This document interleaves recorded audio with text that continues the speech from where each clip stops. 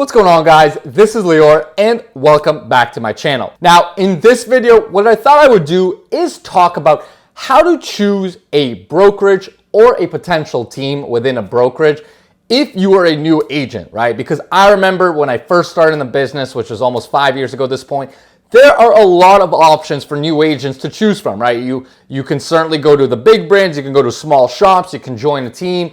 And I remember feeling very, very overwhelmed when I was first starting out. So I thought I would make this video with 4 specific tips about what I would look for if I was a brand new agent starting out today.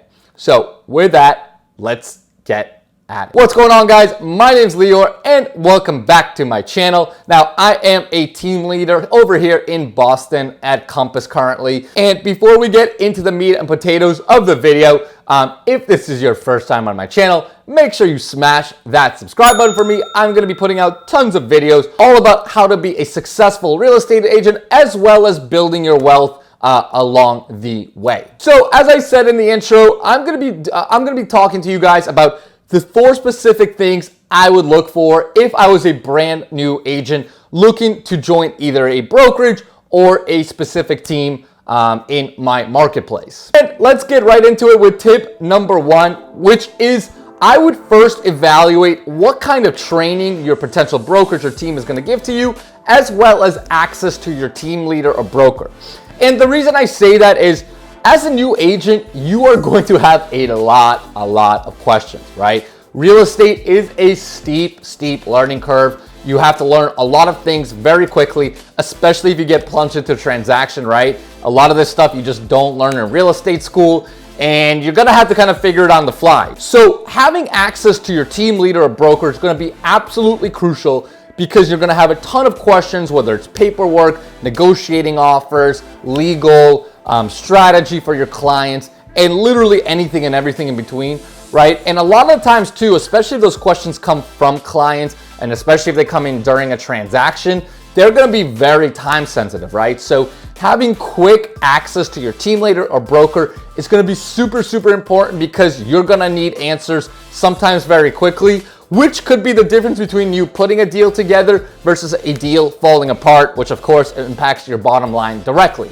Now, I would also, of course, evaluate the training you're going to receive, which kind of goes along with this, because training is very important, especially in the real estate industry. You're going to have to get trained up very quickly and efficiently and understand everything from marketing, branding, lead conversion, logistics of leads, how to manage transactions, and literally everything in between. So evaluating these key components is going to be absolutely crucial to your success as a brand new agent. Now, number 2 thing I would look for today is how can the brokerage or the team you're gonna join help you with your long-term branding? Now, I know you're probably thinking, well, I don't even wanna think long-term, like I need business today.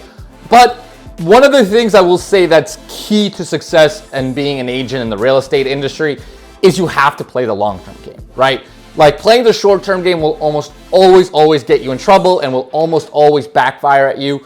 So one of the big things I would evaluate is how can this particular group I'm joining help me with my long-term branding, right? And one of the things I would evaluate is that own brokerage's brand, or that own brokerage's team's brand, right? And brand image. What are they doing every day, every month to continue to increase their presence in the marketplace? How are they getting access to more sellers, to more buyers, to more investors?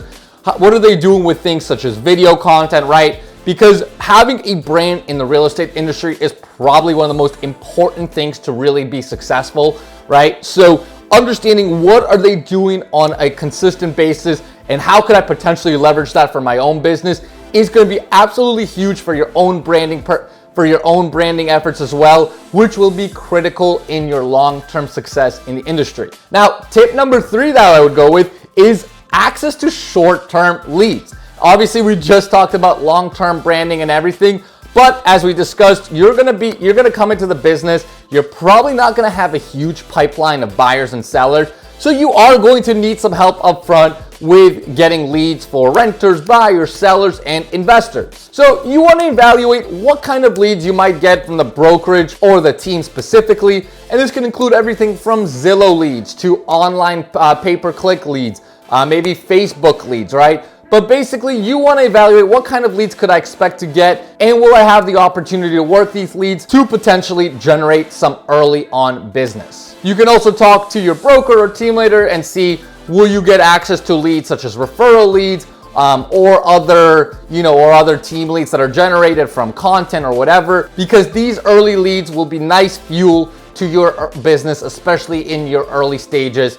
So you can start working leads, get experience with them, and hopefully, of course, start doing transactions sooner rather than later. And finally, the fourth thing I would definitely be on the lookout for is culture. And I think culture within the brokerage or the team is more important today than it's ever before, right? Because real estate is a very, very competitive and tough industry.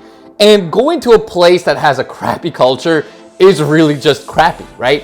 I've heard plenty of horror stories about agents joining places where other agents don't want to help them. They don't even want to talk to them about their secrets, if there are any secrets left in the industry.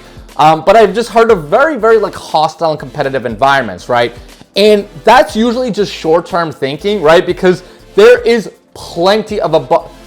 an abundance of business to be earned in the industry, right? I mean, if you think about it, every potential home on the block is a potential client, right? So going into a place with good culture, where there's collaboration, where you can ask questions, bounce ideas off one each other, is absolutely crucial. And if you really want to get into the perks of things, like having relationships with agents in your group or brokerage, right, where you could potentially cover each other's open houses, but each other's showings, especially if you're going to be out of town or on vacation, right? These are real important considerations that you want to account for, because as I said, I've talked to agents that have come from really, really crappy cultures, and it just sounds miserable. Again, the industry is tough and competitive enough as it is. You don't want to deal with that within your own environment and group.